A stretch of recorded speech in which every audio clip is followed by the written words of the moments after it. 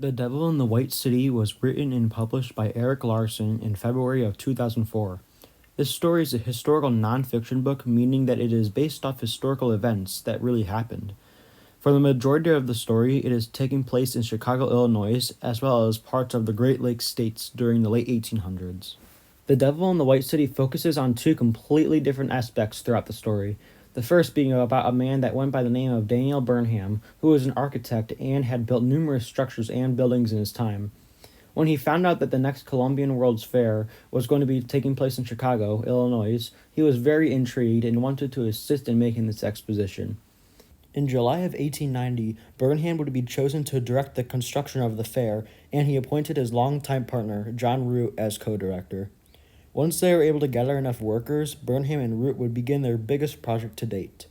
Although their biggest worry with this project was of the deadline, they had been set to have the exposition completed, in which they would have only about 3 years to do so. Now on the other side, we have a man called Henry H. Holmes, who was a pharmacist and artist who had moved to Chicago years before the construction of the exposition started. Once he found out that the World's Fair was to be built in Chicago, he would begin planning his next big task. During the early months of the construction, Holmes would go to hire workers to assist him in building a hotel for fairgoers after buying out a lot in the Englewood neighborhood. This hotel seemed completely normal from a normal perspective, but it was used for something much more horrendous. The one thing I will say is that Henry Holmes was not a good person in the slightest, and had done many terrible things during this time, most of which revolved around murder. So the first theme statement I came up with in The Devil in the White City is that motivation is what allows people to be able to achieve their greatest goals and persist beyond them and their expectations. This means that the things that people do require them motivation because it gets them in the right mindset, and then people would want to then do something about it and get something good out of it. Without any motivation, no one is going to want to continue with their goals and doings, which can also lead to downward spirals on people's physical and mental health. In the case of Daniel Burnham, he continues to stay motivated in constructing the World's Fair and believes in his eligibility in making it as good as he can.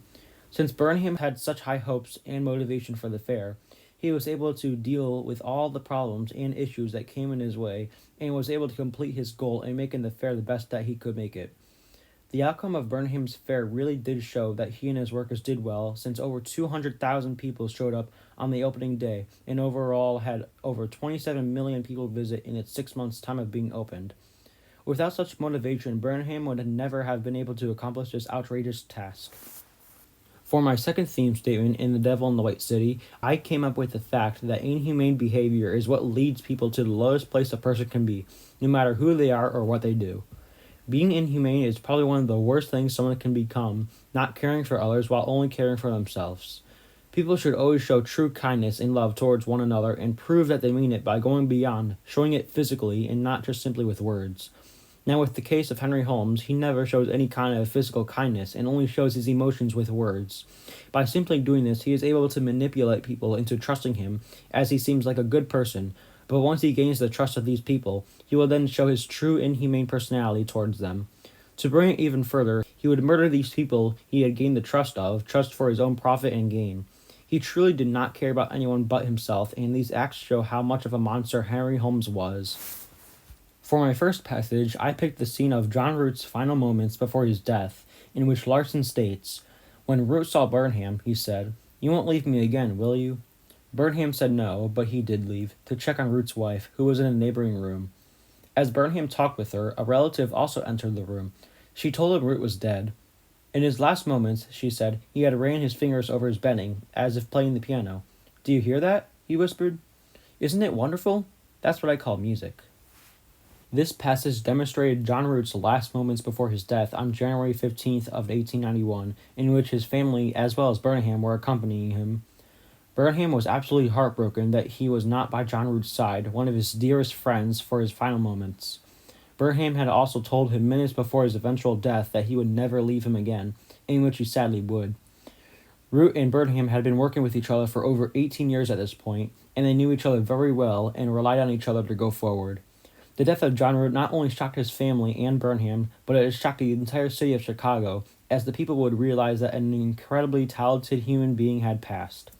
Since John Root was Burnham's co-director of the exposition and was now dead, Burnham had to find a new co-director to replace him, which would end up being a man named Charles Atwood, who would be by his side until the completion of the fair.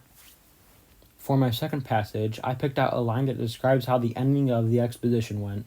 So at this point, the fair had opened on May 1st of 1893, and it was now October 30th, the final day of the fair being open to the public. Larson stated, "The exposition company canceled the closing ceremony. There would be no Jubilee March, no landing by Columbus, no address by Harlow Higginbotham, George Davis, or Bertha Palmer, no presentations of awards, no praise for Brenham and Olmsted, no Hail Columbia, no mass rendition of Auld Lang Syne." The closing became instead of a memorial assembly in the fair's festival hall. This passage signifies what the fair's closing was supposed to be like, but what it instead ended up becoming. Instead of celebrating the closing of the fair, the people would end up mourning for the death of Chicago's mayor, Carter Harrison. During the evening hours of October 30th, the last day of the fair, the mayor had been enjoying his break after having dinner with his family when an unemployed Irish immigrant by the name of Patrick Prendergast had come up to his door asking to have a chat with him, in which he would tell him to come back later. When he did come back, instead of having a chat with him, he would instead shoot the mayor point blank, killing him. Prendergast would later turn himself into the police for murdering the mayor. He had no remorse for what he did and would go on to be executed for his crime. The final day of the 1893 Columbian Exposition would not only be remembered for celebrating its success, but also for the shocking death of Mayor Harrison. For my third passage and final passage, I picked the scene where Henry Holmes is about to be executed for murder. In the book, Larson stated, "Shortly before 10 a.m. on May 7, 1896, after a breakfast of boiled eggs, dry toast, and coffee, Holmes was escorted to the gallows at Mayo Mensing Prison. This was a difficult moment for his guards. They liked Holmes. They knew he was a killer, but he was a charming killer. The assistant superintendent, a man named Richardson, seemed nervous as he readied the noose. Holmes turned to him and smiled and said, 'Take your time, old man.' At 10:13, Richardson released the trap and hanged him." It was mentioned that the guards escorting Holmes thought Holmes to be a charming killer and not the type of person to do such a thing. I think this factor of Holmes being so nice and amusing was how he was able to gain the trust of people and be able to manipulate them. This was the main way he was able to get away with his crimes and go undetected for so long.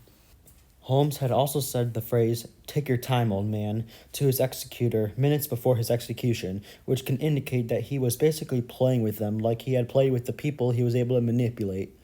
This truly shows that he did not care for his awful doings and seemingly enjoyed the moment. Henry Holmes was the only charged for one murder, which was of his assistant, Benjamin Pietzel, but it was discovered later that he had murdered up to 30 more people. The author, Eric Larson, tells this story in a third-person omniscient point of view, meaning that Larson knows all the characters' thoughts and feelings, as well as the events that take place. He mostly uses descriptive styles of writing, as well as some expository styles in the book. For most of the time, Larson describes in depth the events that occurred during the exposition, and in other cases, he would also use expository styles of writing by giving straight facts about certain events that had happened during this time. Larson furthermore uses these styles to allow himself to give the readers a more in-depth idea of the fair's experience and how all the work and planning that had gone into the making of the fair made it so successful. Eric Larson's style was significant to me because of how descriptive he was able to be, such as during the case of Benjamin Pietzel and his children. Larson was able to very clearly describe the specific events that occurred during the search and the steps involved to lead to the discovery of the remains. In the story, Larson stated, "Hunched over, wary of the overhead beams, Gayer and Cuddy tested the ground with the spade. In the southwest corner, Gayers found a soft spot. The spade entered with a disconcerting ease. Only a slight hole had been made, Gayer said, when the gases burst forth and the stench was frightful. At 3 feet, they had uncovered a human bone." This passage depicted the moments as the remains of the Pietzel children were being discovered. From this passage, you can also notice how much descriptive detail Larson is able to write for just a single occurring event. Larson would write descriptive detail passages such as this one throughout the majority of the book. Since Larson was able to write the occurring events in such great detail, he was able to make the readers intrigued on what they are reading, which also made it easier for the readers to understand what they were reading about. This book affects me in a way to really look back into the past and see how things turned out the way they are. It also made me more interested in the topic of construction and how it has evolved over time. I selected this book after being told about it during a discussion with my parents. After researching the book a bit, I would then get the book and begin to read it. My overall favorite aspect of the book was how Henry Holmes was able to commit such violent acts while being able to stay undetected for so long. It seemed like he should have gotten caught much more sooner than he did, but the way he was able to hide his acts is what surprised me the most. Another thing that caught my attention in the story was how Daniel Burnham was able to construct the entirety of the fair in under 3 years, despite having so many drawbacks and issues thrown at him and his workers. The fact that all of this happened around 130 years ago also blew my mind, which goes to show what people were able to accomplish so long ago. Overall, I would give this book an 8 out of 10, mainly due to some parts of the story being really boring to read, and the story also being a little difficult to pick up at first. I would also recommend this book for anyone that has interests in mysteries, true crime, architecture, or any historical interests, as the book has all of that. This book allowed me to learn more about how construction is taken upon firsthand and all the work that has to be put into it, as well as how ruthless people can become to get what they desire.